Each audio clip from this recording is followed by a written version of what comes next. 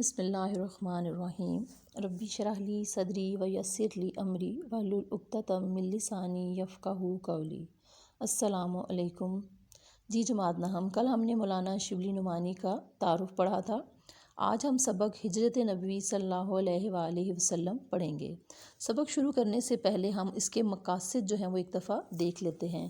مقاصد تدریس مطلب اس سبق کو پڑھنے کے کیا مقاصد ہیں۔ طلبہ کو تبلیغ اسلام کی ابتدائی مشکلات سے آگاہ کرنا، یعنی طلبہ کو یہ بتانا کہ اسلام کے ابتدائی دور میں مسلمانوں کو کن مشکلات کا سامنا کرنا پڑا۔ سیرت النبی صلی اللہ علیہ وآلہ وسلم یعنی نبی پاک کی سیرت کے متعلق بتانا، پھر طلبہ کے دلوں میں اسلام کا جذبہ پیدا کرنا اور طلبہ کو بتانا کہ حق و صداقت کے لیے کن مشکلات کا سامنا کرنا پڑتا ہے۔ ہجرت نبوی صلی اللہ علیہ وآلہ وسلم کے سبق میں جو خاص پہلو ہیں وہ میں آپ کو بتاؤں گی۔ ہجرت کے معنی ہوتے ہیں وطن کو چھوڑنا۔ ہجرت کے لفظی معنی وطن کو چھوڑنا، اور ہجرت نبوی صلی اللہ علیہ وآلہ وسلم کا مطلب ہے آپ صلی اللہ علیہ وآلہ وسلم کا مکہ سے مدینہ جانا۔ اس سبق میں مصنف نے آپ صلی اللہ علیہ وسلم کے ہجرت مدینہ کے واقعات کو بیان کیا ہے، اور وہ کہتے ہیں کہ جب دین اسلام کو پھیلانے کے جواب میں قریش کے ظلم و ستم حد سے بڑھ گئے تو آپ صلی اللہ علیہ وآلہ وسلم نے مسلمانوں کو مدینہ کی طرف ہجرت کا حکم دیا، مگر خود آپ جو ہے اللہ تعالیٰ کے حکم کا انتظار کرنے لگے۔ قریش نے دیکھا کہ مدینہ میں اسلام تیزی سے پھیل رہا ہے تو قریش کے لوگوں نے مختلف رائے دیں۔ کسی نے کہا کہ محمد صلی اللہ علیہ وآلہ وسلم کے ہاتھ پاؤں میں زنجیریں ڈال کر انہیں مکان میں بند کر دیا جائے۔ دوسرے نے کہا کہ آپ صلی اللہ علیہ وآلہ وسلم کو وطن سے نکال دیا جائے، مگر ابو جہل جو کہ اسلام کا سب سے بڑا دشمن تھا، اس نے یہ کہا کہ ہر قبیلے سے ایک ایک شخص کا انتخاب کیا جائے اور یوں مل کر سب لوگ نعوذ باللہ آپ صلی اللہ علیہ وسلم کا قتل کر دیں، تو اس سے کیا ہوگا کہ آپ صلی اللہ علیہ وسلم کا جو خون ہے وہ تمام قبیلوں میں بٹ جائے گا اور مسلمان کسی سے بدلہ نہیں لے سکیں گے۔ اور سب لوگوں نے کیا کیا کہ ابو جہل کی رائے پر اتفاق کیا، اور شام ہوتے ہی ان سب نے آپ صلی اللہ علیہ وآلہ وسلم کے گھر کو گھیر لیا، مگر آپ صلی اللہ علیہ وآلہ وسلم کو قریش کے ارادوں کی پہلے سے خبر ہو چکی تھی، اس لیے انہوں نے حضرت علی رضی اللہ تعالیٰ عنہ کو اپنے پاس بلایا اور کہا کہ مجھے اللہ کی طرف سے ہجرت کا حکم مل چکا ہے، میں آج رات جو ہے مدینہ چلا جاؤں گا، تو تم یوں کرو کہ میرے بستر پر میری چادر اوڑھ کر سو جاؤ اور صبح کو تمام لوگوں کی امانتیں واپس کر کے تم بھی مدینہ چلے آنا۔ آپ کو پتہ ہے کہ کفار یوں تو آپ صلی اللہ علیہ وآلہ وسلم سے بے حد دشمنی رکھتے تھے، آپ کے بہت بڑے دشمن تھے، لیکن اس کے باوجود انہیں یہ معلوم تھا کہ آپ صلی اللہ علیہ وآلہ وسلم کسی کی امانت میں خیانت نہیں کرتے، اس لیے تمام کفار آپ کے پاس اپنی امانتیں رکھوایا کرتے تھے، اور اس وقت بھی آپ صلی اللہ علیہ وآلہ وسلم کے پاس بہت سے لوگوں کی امانتیں موجود تھیں، اس لیے انہوں نے حضرت علی رضی اللہ تعالیٰ عنہ کو بلایا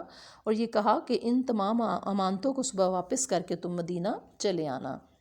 جب کفار نے آپ کے گھر کو باہر سے گھیر لیا اور رات بہت زیادہ ہو گئی تو اللہ تعالیٰ نے ان کو بے خبر کر دیا اور کفار گہری نیند سو گئے، تو آپ صلی اللہ علیہ وآلہ وسلم نے اس موقع کا فائدہ اٹھایا اور وہ گھر سے باہر نکلے اور حضرت ابو بکر صدیق کے پاس پہنچے، کیونکہ حضرت ابو بکر صدیق کے ساتھ یہ بات پہلے سے طے پا چکی تھی۔ حضرت ابو بکر صدیق اور نبی پاک صلی اللہ علیہ وآلہ وسلم نے مل کر ہجرت کرنا تھی، وہ دونوں سب سے پہلے غار ثور کی طرف چلے گئے اور وہاں پر 3 راتیں غار ثور میں دونوں نے گزاری۔ حضرت ابو بکر صدیق کی بیٹی حضرت اسماء روزانہ شام کو کھانا بنا کر غار میں بڑی رازداری سے پہنچاتی۔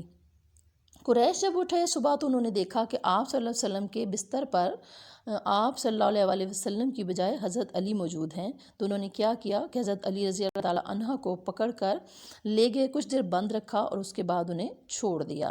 جب تمام کفار نے یہ دیکھا کہ نبی پاک صلی اللہ علیہ وآلہ وسلم تو یہاں سے اپنے گھر سے نکل چکے ہیں، تو انہوں نے ایک اشتہار دیا کہ جو شخص نبی پاک صلی اللہ علیہ وآلہ وسلم کو یا حضرت ابو بکر صدیق کو گرفتار کر کے لائے گا اس کو 100 اونٹوں کے برابر انعام دیا جائے گا۔ چونکہ انعام بہت بڑا تھا تو بہت سے لوگوں نے اس کام کو کرنے کی کوشش کی، لیکن کفار اپنے اس کام میں ناکام رہے۔ آپ صلی اللہ علیہ وآلہ وسلم کی مدینہ تشریف آوری کی خبر پہلے سے مدینے میں پہنچ چکی تھی، اس لیے مدینہ والے تمام لوگ جو تھے وہ بہت بے چینی سے آپ صلی اللہ علیہ وسلم کا مدینہ پہنچنے کا انتظار کر رہے تھے۔ جب آپ وہاں پہنچے تو تمام لوگوں نے آپ کا پرجوش استقبال کیا اور انہوں نے وہاں پر نعرہ تکبیر کی صدائیں بلند کیں۔ نبی پاک صلی اللہ علیہ وسلم جب مدینہ پہنچے تو انہوں نے میزبانی کا شرف جو ہے وہ حضرت ابو ایوب انصاری کو بخشا کہ آپ نے ان کے گھر پر قیام کیا۔ ٹھیک ہے، یہ تو تھا ہجرت نبوی صلی اللہ علیہ وسلم کے سبق کا ایک مختصر سا خلاصہ میں نے آپ کو دیا ہے۔ ٹھیک ہے، آپ کتاب پر صفحہ نمبر 4 پر آپ دیکھیں، سوال نمبر 2 جو ہے خالی جگہ پر۔ حافظ عالم نے مسلمانوں کو دارالامان مدینہ کی طرف رخ کرنے کا حکم دیا۔ بے ہے نبوت کا 13واں سال شروع ہوا اور اکثر صحابہ رضی اللہ تعالیٰ عنہ مدینے پہنچ چکے تو وحی الہی کے مطابق آن حضرت صلی اللہ علیہ وسلم نے بھی مدینے کا عزم فرمایا۔ جیم، اس وقت بھی آپ صلی اللہ علیہ وسلم کے پاس بہت سی امانتیں جمع تھیں۔ دال، جناب امیر کو معلوم ہو چکا تھا کہ قریش آپ صلی اللہ علیہ وسلم کے قتل کا ارادہ کر چکے ہیں۔ اگلی آپ ہے حضرت ابو بکر رضی اللہ تعالیٰ عنہ سے پہلے قرارداد ہو چکی تھی۔ نیکسٹ، اسی طرح 3 راتیں غار میں گزاری۔ سوال نمبر 4 ہے درست بیان کی نشاندہی کیجیے۔ دعوت حق کے جواب میں ہر طرف سے تلوار کی جھنکاریں سنائی دے رہی تھیں، درست ہے۔ نیکسٹ ہے حافظ عالم نے مسلمانوں کو دارالامان حبشہ کی طرف رخ کرنے کا حکم دیا، غلط۔ نبوت کے 13ویں سال اکثر صحابہ رضی اللہ تعالیٰ عنہ مدینے پہنچ چکے تھے، درست ہے۔ سب لوگوں نے ایک ہی رائے پیش کی، غلط۔ اہل عرب زنانہ مکان کے اندر گھسنا معیوب سمجھتے تھے، درست۔ فاتح خیبر کے لیے قتل گاہ فرش گل تھا، درست ہے۔ حضرت ابو بکر رضی اللہ تعالیٰ عنہ کا غلام رات کے بکریاں چرا کر لاتا، درست۔ حضرت عائشہ رضی اللہ تعالیٰ عنہ گھر سے کھانا پکا کر غار میں پہنچا آتی تھیں، غلط۔ صبح قریش کی آنکھیں کھلی تو پلنگ پر آن حضور صلی اللہ علیہ وسلم کے بجائے جناب امیر رضی اللہ تعالیٰ عنہ تھے، درست۔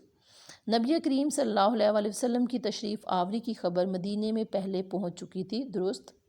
اس کے بعد ہے سوال نمبر 4، کالم الف کو کالم بے سے آپ نے ملانا ہے۔ دارالامان مدینہ، دیانت امانت، قتل گاہ فرش گل، ہماتن چشم انتظار، تلوار جھنکاریں۔